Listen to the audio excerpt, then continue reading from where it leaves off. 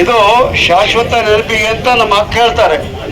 ಆದ್ರೆ ಇದು ನಮ್ಮ ಹುಟ್ಟೂರು, ನಾವು ಹುಟ್ಟಿದ ಊರು ಇದು.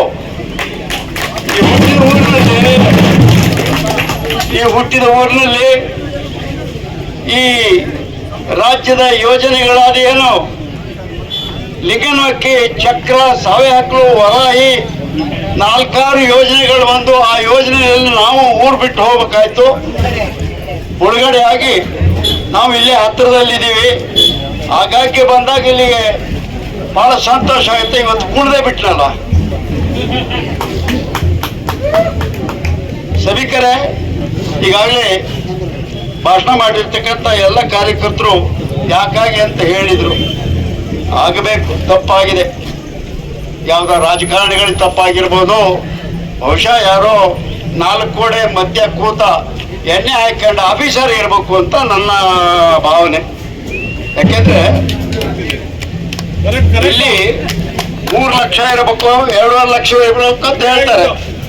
ಬೇರೆ ರಾಜ್ಯದಲ್ಲಿ 10,000ಕ್ಕೆ ಒಂದು ಕ್ಷೇತ್ರ ಕೊಟ್ಟಿದ್ದಾರೆ, 10,000ಕ್ಕೆ ಒಂದು ಕ್ಷೇತ್ರ. ಶಿವಮೊಗ್ಗ ತಾಲೂಕಿಗೆ 2 ಕ್ಷೇತ್ರ ಕೊಟ್ಟಿದ್ದಾರೆ. ಇನ್ನೊಂದು ಹೇಳ್ತೀನಿ, ನೀವು ಸುಮ್ಮನಿಲ್ಲ ಆಗ್ತಾರೋ ಅಥವಾ ನಿಮ್ಗೆ ಏನಾಗ್ತದೋ, ಸಂತೋಷ ಆಗ್ತದೋ, ವೈರಾಗ್ಯ ಆಗ್ತದೋ, ಸಿಟ್ಟಾಗ್ತದೋ ಗೊತ್ತಿಲ್ಲ. ಬೆಂಗಳೂರು ಒಂದೇ ಊರಿಗೆ 28 ಜನ ಶಾಸಕರಿದ್ದಾರೆ ಅಕ್ಕ, 4 ಜನ MP ಗಳಿದ್ದಾರೆ. ಇಡೀ ಸರ್ಕಾರದಲ್ಲಿದೆ. ಮುಖ್ಯಮಂತ್ರಿ ಇದ್ದಾರೆ, ಉಪಮುಖ್ಯಮಂತ್ರಿ ಇದ್ದಾರೆ, 35 ಜನ ಮಂತ್ರಿಗಳಿದ್ದಾರೆ.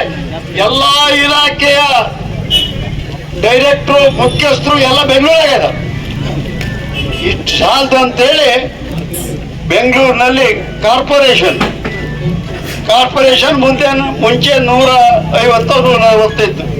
ಈಗ 300 ಜನ ಕಾರ್ಪೊರೇಷನ್ನು, 300 ಜನ ಕಾರ್ಪೊರೇಟ್ರು, 28 ಜನ ಶಾಸಕರು, 2 ಜನ ಮುಖ್ಯಮಂತ್ರಿಗಳು, ಮುಖ್ಯಮಂತ್ರಿ, ಉಪಮುಖ್ಯಮಂತ್ರಿ, ಎಲ್ಲಾ ಮಂತ್ರಿಗಳು ಇಲ್ಲೇ ಇರ್ತಾರೆ.